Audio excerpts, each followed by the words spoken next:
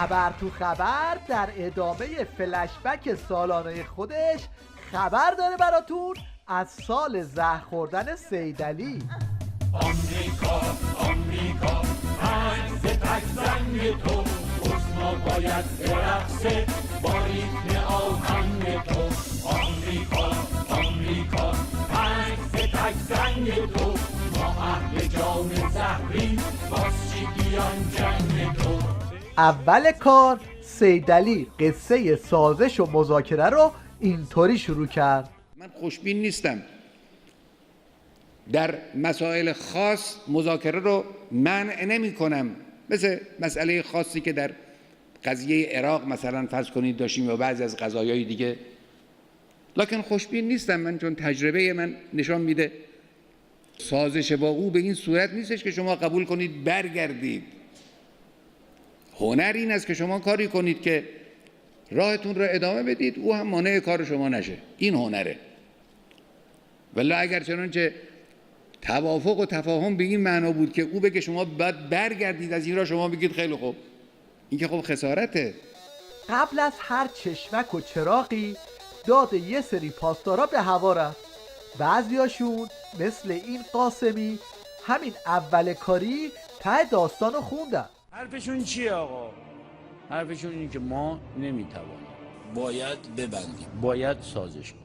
آقای چیچی زاده، شیخ و شیوخ که سفارش میکنیم ما باید برگردیم. به آقام کرارن نامه و سخن تاب و خطاب که این مسیر دیوونه بازیه، نمیشه ادامه داد. اگر نجنگی، اگر تن بدی به سازش، تن بدی به 598. همین پیروزا شیخ تو مطالبش گفت قبولاندم به که دیگر نمیتوانیم بجنگیم. گفتیم امام بپذیر، این مردم خسته شدن دیگه نمیخوان بجنگن، ما حالش نداریم، بس دیگه امام.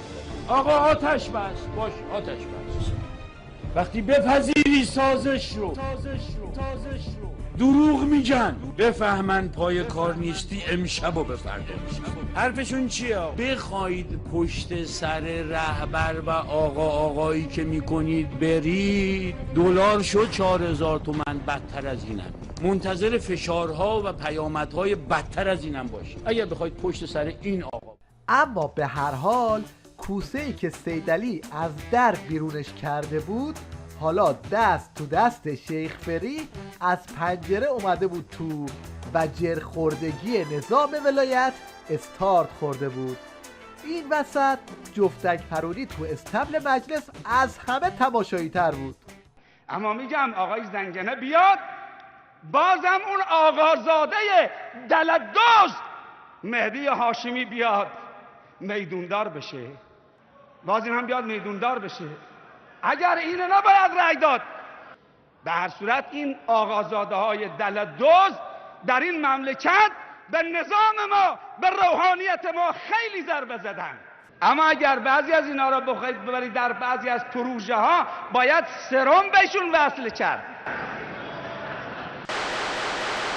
گرگ دعوای باندهای ولایت یه طرف، تناب تحریما و تورم و گرونی یه طرف. سیدعلی هم از ترس ترکیدن طلسم اختناق هر معلقی که بگید زد. یه نمونش این بود که هر روز یکی رو میفرستاد تو تیویریش تا مردم رو به گرونی عادت بدن. چون زندگی همه ما و شما با مشکلات عجینه، با ابتلاعات عجین هست. اصلا زندگی بی مشکل سراغ نداریم تو این عالم. من یه موقعی شوخی میکردم، گفتم بعضیا میپرسن حاج آقا چه کار کنیم زندگی ما مشکل نداشته باشه؟ گفتیم ما زندگی مشکل 2 تا آدرس دارم، هر کی میخواد بهش بدم، یکی قبرستون، یکی تیمارستون. هر کی میخواد این مشکلات نداشته باشه ببخشید از انسانیت استعفا بده. از اونجایی که این آخونده خودش سالهاست که تجربه استعفا از انسانیت رو داره، برای پنهون کردن سفره‌های رنگین آخوندا شروع میکنه به جفتک زدن به مردم. تو میخوای نامت مسلمان باشه باید مشکلات رو تحمل کن. کی گفته حتما باید سر سفره‌های افطار زول بیابانیه باشه؟ کی گفته حتما باید شیرینی باشه؟ کی گفته حتما باید 3-4 رقم غذا باشه، اگه نباشه افطاری نمیشه؟ کی گفته باید 3-4 رقم میوه باشه؟ خب کی گفته از این مسخره بازی‌ها در بیاریم؟ این روزه های دوغکی به جایی نرسید و طناب هی صفر شد و صفر شد تا سیدعلی به زانو در اومد و به نرمش ذلیلانه تن داد. بنده معتقد به همون چیزی هستم که سالها پیش اسم گذاری شد، نرمش قهرمانانه. عیبی نداره، نرمش ها در یه جاهایی بسیار لازمه، بسیار خوبه. عالم دیپلماسی عالم لبخند زدنه، لبخندم میزنن، مذاکره هم میکنن. ما مخالف با حرکت های صحیح و منطقی دیپلماسی هم نیستیم ها، چه در عالم دیپلماسی چه در عالم سیاست‌های داخلی. شیخ فری هم که منتظر چراغ سبز عظما بود، پشه ولایت رو هوا نعل کرد و از نرمش قهرمانانه انداخت تو قر و قمیش غربی پسند. بعدم با یک تک زنگ به اوباما سیدعلی رو غافلگیر کرد. جوان قارتاق زبن اسمش نمل آمریکایی، جوانی که حاضر به هر کاری دست بزنه، هر عملی رو انجام بده تا ویزای آمریکا بگیره و پاش به خاک آمریکا برسه. تو امشب اومدی همین چیزا رو از جا بوستی، برو به کار زندگی بلد کن بابا جوهر. دلسوز نقشه کشی مثل آرمان داشته باشه، تمام یونایتد استیتس آف امریکا روشاق بشه. اما تا چمدون هاتون رو برای یک سفر شادی بخش آماده کنید. نمل آمریکایی خودشو به هر آب و آتیشی میزنه و برای رسیدن به هدف خودشو به هر لباسی در میاره. سگ باید آدم 7 خط و زرنگی باشه که هنوز نیمه. بسیجیا که کرکوپر ضد استکباریشون ریخته بود، به اذن ولایت جمع شدن و لنگ کفش به دست رفتن به استقبال شیخ فری. در مراسم استقبال رئیس جمهور که از نیویورک برمیگردن در فرودگاه مهرآباد، استقبال کنندگان زیادی، صدها نفر بیان، 1-2 نفر اونجا یک چند تا شعار مخالف بدن، یکی هم یک کفشی در بیاره به سمت ماشین رئیس جمهور پرت کنه که الحمدلله به جای اصابت نکرده، این خیلی زشت هست. این عزیزان هم اگر دست به کفش هستن یه حزبی تشکیل بدن به نام حزب کفشیون و عزیزانی که حتی در مناظره هم با خودشون کفش بیارن که اگه لازم بود دستشون پر باشه از کفش. بسیجی‌ها میخواستن با این کارشون هم یه حالی از شیخ فری بگیرن، هم بعد از یه نرمش قهرمانانه با این مشتمال یه حالی به عظما بدن. آی خربودن چه صفا داره. ای پسر بیا این وقت یکم بالا، یکم برو بالاتر فکه بلند کردی نه که کلمو شکنی. نه رو چه خلقم بیار بار هر چقدر بخوای میبرم. این تک زنگ از یه طرف بسیجی‌ها رو به قلقل انداخت، از طرف دیگه آب و از لب و لوچه بعضیا رو انداخت، به طوری که همگی شیرجه زدن تو دیگ بنفش شیخ فری تا شاید عجی مجی لا ترجی یه فرجی بشه. تغییر ادبیات ضد آمریکایی در ایران در همین مدت کوتاه روشن است. حتی تلویزیون دولتی ایران تصاویر مخالفان امروز در مهرآباد را مخابره نکرد. لحن هم لحن همیشگی نبود. شاید آدم خوابم دیده باشه افرادی رو. این هم نماز جمعه دیروز تهران نشانی از شعارهای مکرر مرگ بر آمریکا نیست. اندرباب حماقت این جماعت همین بس که قبل از اومدن قبض تلفن شیخ فری به اوباما، بسیجی‌ها کله کردن تو نمایش جمعه شعار مرگ بر آمریکا بود که این وسط فاز میداد و عکس اوباما بود که میرفت زیر نعله.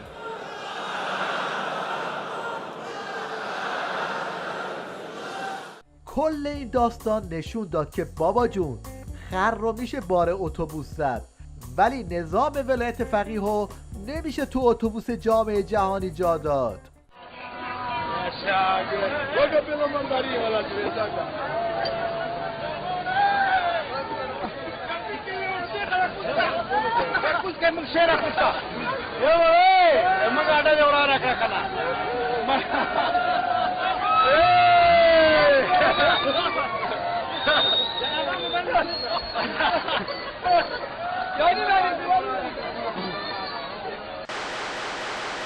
از اونجایی که ولی فقیه زهر خورده تمام دردای نظامو درمون کرده و دیگه هیچ مشکلی جز ارزونی تو نظام باقی نمونده، این مشنگ عمامه‌دار به فکر صادرات ولی فقیه به کشورهای دیگه افتاده. دور و برتو ببین چه خبره، افغانستان رو میبینی، عراق رو میبینی چه خبره، ترکیه رو نگاه کن، مصر رو ببین در مصر چه خبره. فکر میکنه علت چیه؟ علت اینه که مردمشون زیر خیمه ولایت نیستند، زیر خیمه ولایت نیستند. حالا دو کلمه از دکترای مشنگیز سردار سرتشتک عباسی که در استراتژی ماستمالیستی به کشفیات جدیدی نائل شده. گردن تحریم ها هم نندازه کسی. فرمول من اینه دیگه، من این استراتژی رو رسما بهشون اعلام کردم. اگر الان رابطه با آمریکا مشکل رو حل میکرد و اگر بحران در واقع تحریم ها خیلی موثر بود، کشور یونان که تحریم نشده توسط آمریکا و اروپا، او چرا این مشکل رو داره؟ رابطه داره با آمریکا دیگه. کشور ایتالیا که با آمریکا رابطه داره، تحریم هم نیست، اون چرا این مشکل براش پیش اومده؟ فرانسه چرا؟ اسپانیا؟ پس تمام این دعواهای سیاسی که بعضی مدیران بلد نیستن کشور رو اداره کنن، وصل میکنن به تحریم و وصل میکنن به مقوله به نام رابطه با آمریکا، این دوتا گزاره منتفی است.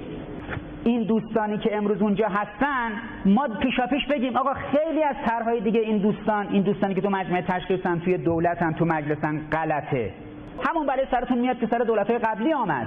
این هم سرنوشت یه بسیجی منگول بعد از شنیدن سخنرانی عباسی.